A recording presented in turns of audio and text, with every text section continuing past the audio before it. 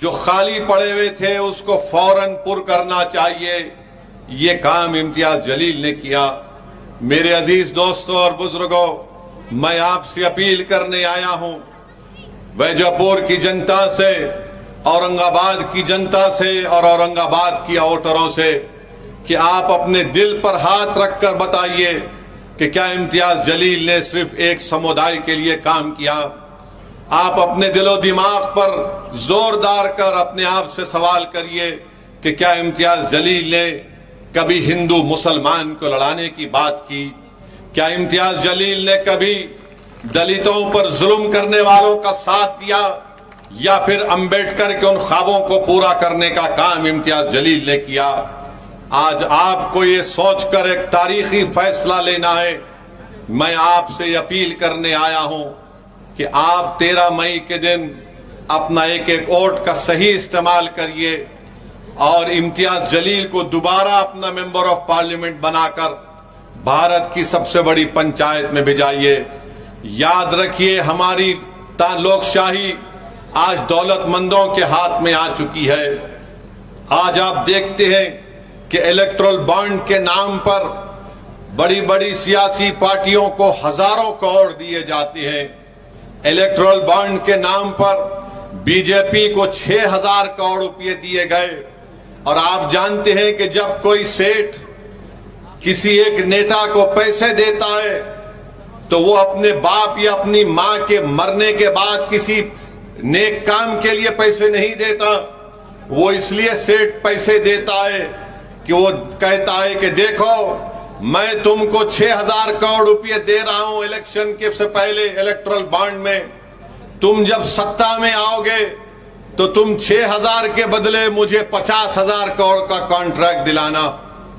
और यही काम हुआ। बीजेपी को 6000 करोड़ रुपए मिले, शिवसेना को पैसे मिले, कांग्रेस को पैसे मिले, राष्ट्रवादी कांग्रेस को पैसे मिले। ये सब बिकने के लिए तैयार थे तो खरीदने वाले ने इनको खरीद लिया। अगर किसी सेठ ने या किसी कंपनी में इतनी ताकत नहीं थी कि वो एक पार्टी को या उसके एमपी को खरीद सके तो उसका नाम इम्तियाज जलील और एमआईएम पार्टी था। हमको एक इलेक्टोरल बॉन्ड की जरूरत नहीं पड़ी। मीडिया के लोग आकर मुझसे तंजिया तौर पर पूछे कि असदुद्दीन ओवैसी, आपको इलेक्टोरल बॉन्ड नहीं मिला। मैंने कहा कि हम खुद जेम्स बॉन्ड हैं, हमको बॉन्ड की जरूरत नहीं है। मीडिया के लोगों ने पूछा इलेक्टोरल बॉन्ड तुमको नहीं मिला, तो मैंने उनसे पूछा, भाई साहब, बॉन्ड का मतलब आपको मालूम? तो अंग्रेजी में बॉन्ड का मतलब यह है कि मिलना, मिलाना। मिला हमारा जो औरंगाबाद की गरीब जनता से बॉन्ड है वो पैसे की ताकत उसको तोड़ नहीं सकेगी। जो 2019 में इम्तियाज जलील को आपने कामयाब करके जो बॉन्ड आपको और इम्तियाज जलील का आपने मजबूत किया, मुझे यकीन है कि इंशाअल्लाह ताला 13 मई को वही बॉन्ड कामयाब होगा। मुझे यकीन है कि जिन लोगों ने, जिन पार्टीज को इलेक्टोरल बॉन्ड में करोड़ रुपए मिले, गरीब कभी उनको माफ करने वाला नहीं है। आप अंदाजा लगाइए कि गुजरात का एक किसान है, उसको कुछ नहीं आता, उसके जरिए से बीजेपी को करोड़ों रुपए मिल गए।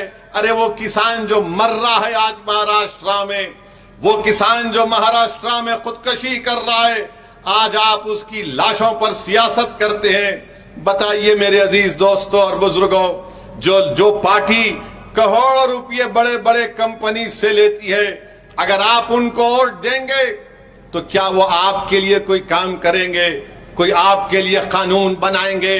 देश के प्रधानमंत्री बोलते हैं कि मैंने ट्रेन स्टेशन पर चाय बेचा है। ठीक है, हमको उससे कोई इनकार नहीं है।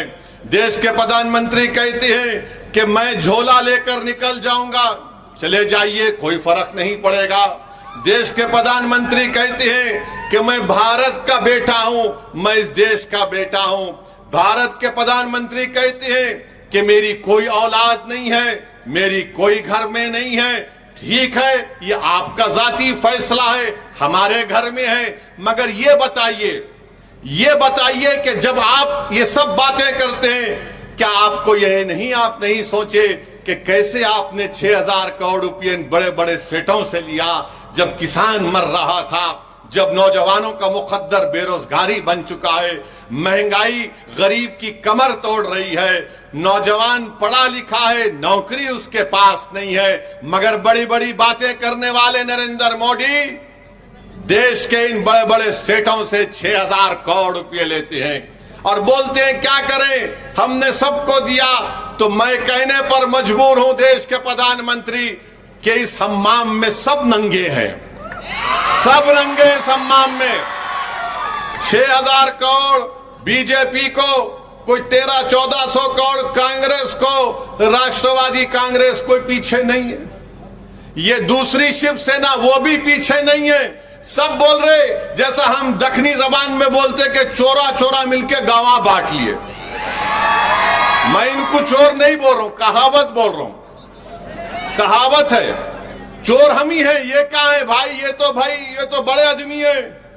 आप अंदाजा लगाइए, एक किसान से जिस जिंदगी में करोड़ रुपए नहीं कमाता, गुजरात में उसके जरिए से इलेक्ट्रल बॉन्ड में 50 करोड़ रुपए दे दिए। अभी आपने 4 दिन पहले सुना होगा, हमारे देश के प्रधानमंत्री मोदी कह रहे थे खाने को मुद्दा बना दिए, खाने को मुद्दा बना दिए। मीडिया ने रिपोर्ट किया, बोले कि फुलान त्योहार में गोश्त नहीं खाना, ठीक है मत खाइए। अगर मैं ये कहूं कि असदुद्दीन ओवैसी रमजान में 30 दिन रोजे रहता, तुम भी नहीं खाना।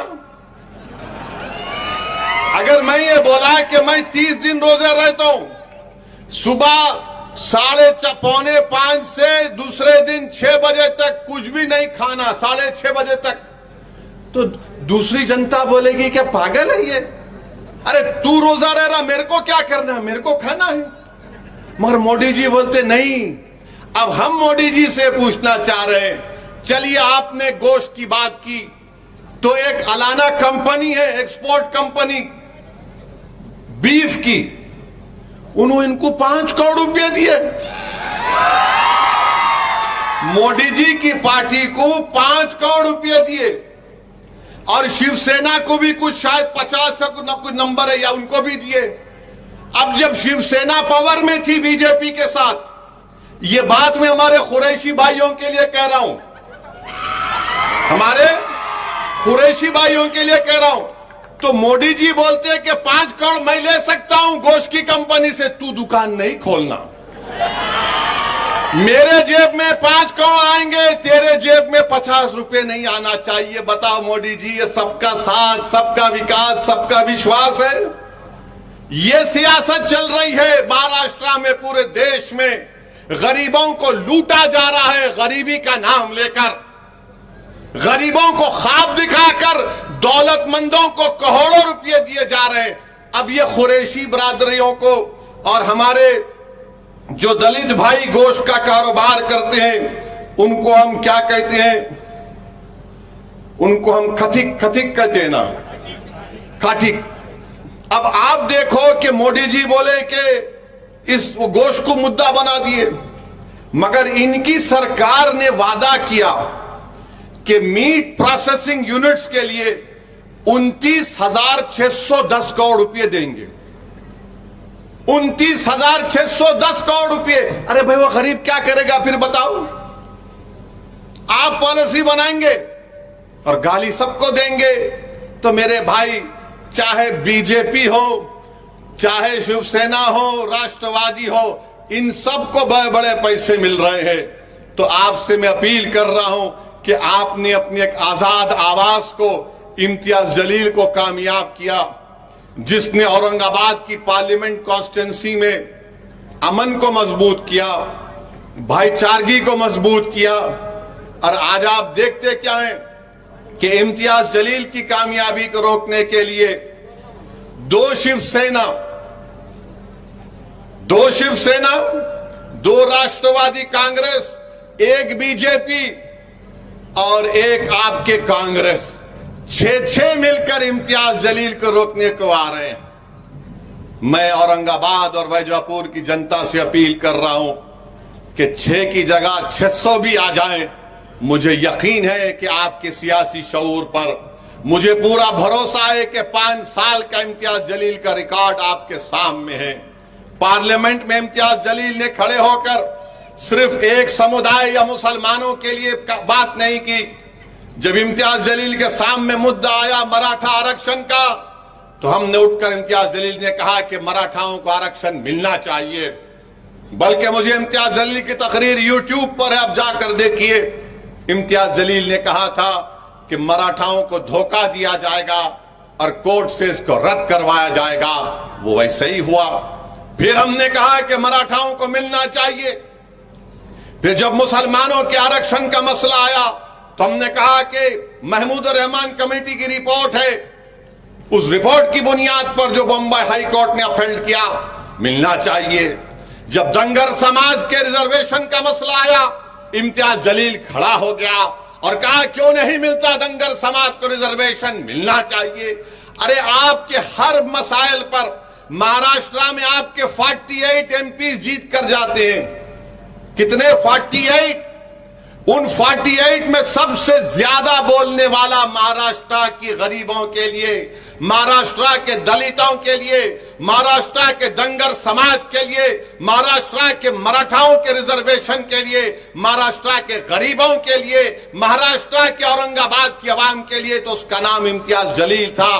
दूसरे भी जीत कर गए मगर मुंह नहीं खोलते थे, मुंह नहीं खोलते थे। क्या बात करते थे?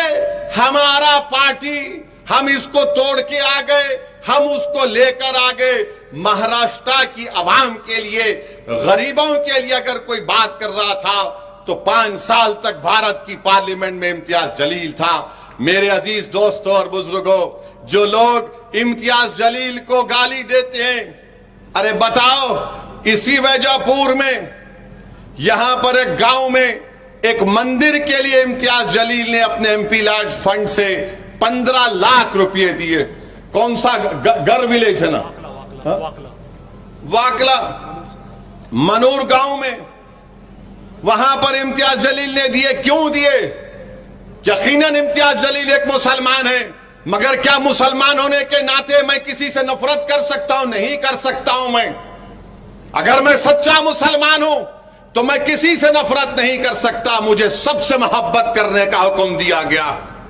यह काम इम्तियाज जलील ने किया। हाँ, मगर जो हमसे नफरत के मजारे करते हैं, हम उनको जवाब देना भी जानते हैं।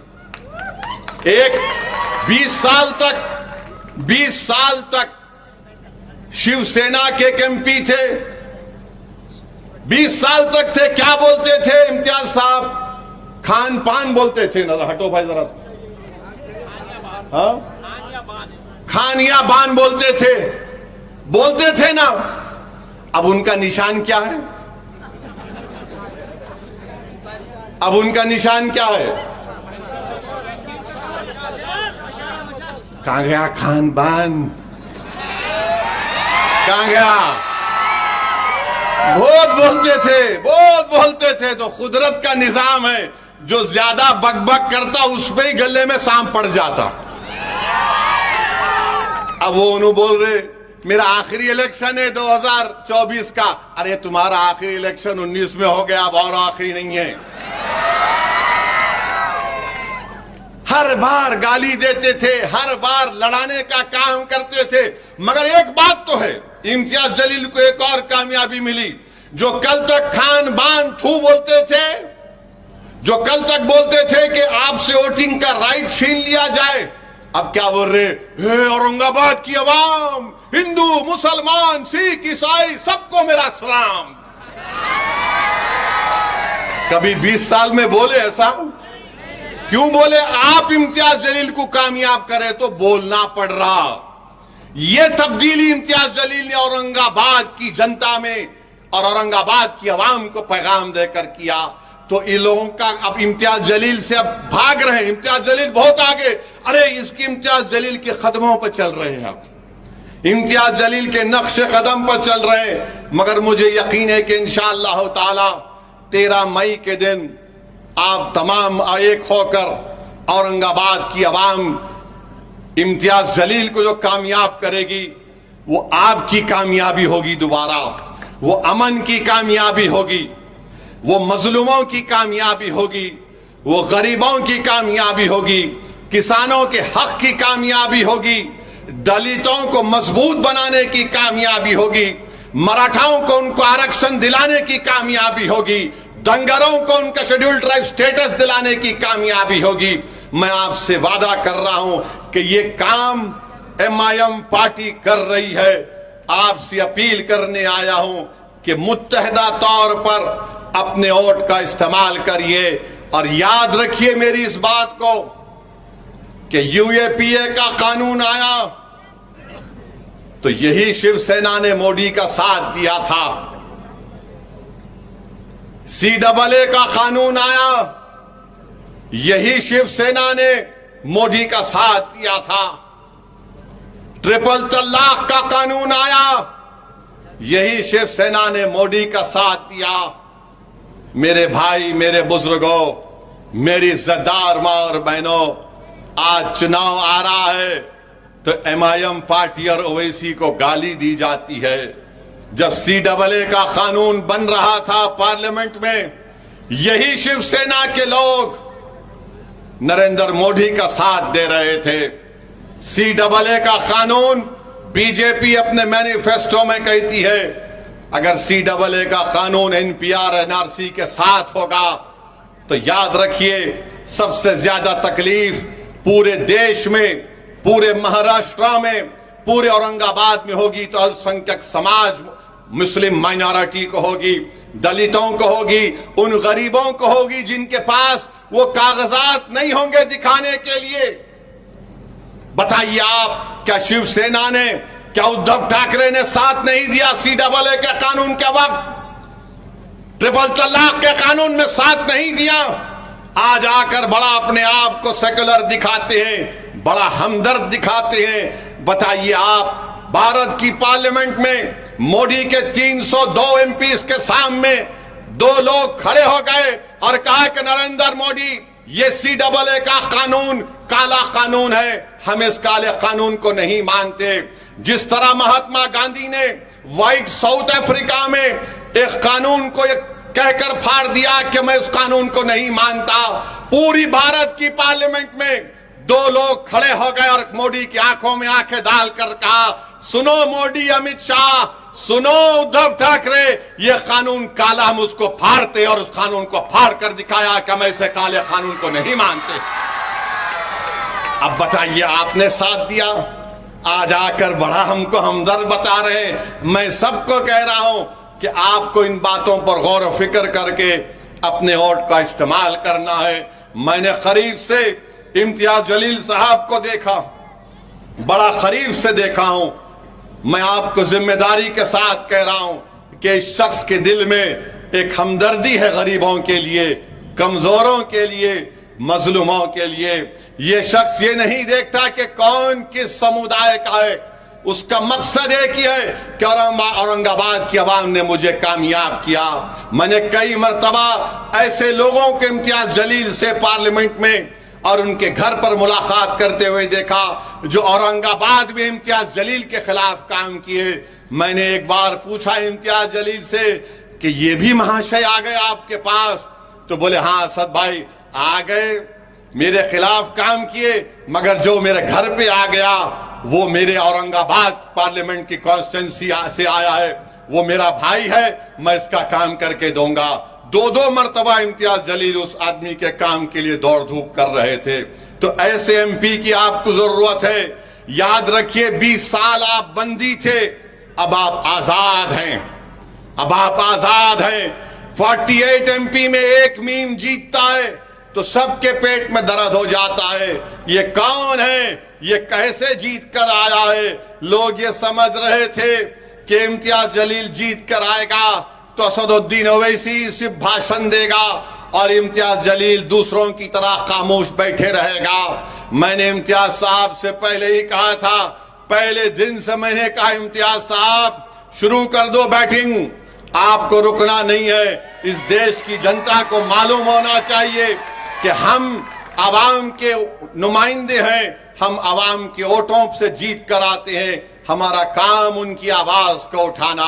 आप उठाकर देख लीजिए, भारत की लोकसभा में पूरा रिकॉर्ड है इम्तियाज जलील का। और ये जो 20 साल में ये जो खान बान जा क्या बोलते थे, कितने बार उन्होंने बात की। जब कभी भी बोलते थे वक्फ को खत्म कर दो, वो वैसा कर दो। इनके अखबार में लिखा जाता था कि असदुद्दीन ओवैसी का वोटिंग राइट छीन लिया जाए। आज बड़ी हमदर्दी की बातें कर रहे हैं। क्या यही उद्धव ठाकरे ने महाराष्ट्र की विधानसभा में खड़े होकर क्या कहा था बाबरी मस्जिद के बारे में? ये आपके सामने है। तो फिर से आपसे कह रहा हूं, 2 शिवसेना, 2 राष्ट्रवादी, एक बीजेपी और एक कांग्रेस ये नहीं चाहते कि आपकी आजाद आवाज औरंगाबाद से दोबारा कामयाब हो जाए। ये नहीं चाहते कि यह आवाज कामयाब होकर जालिमों से पंजा आजमाई करे। ये सब के सब इलेक्ट्रल बॉन्ड के गुलाम है।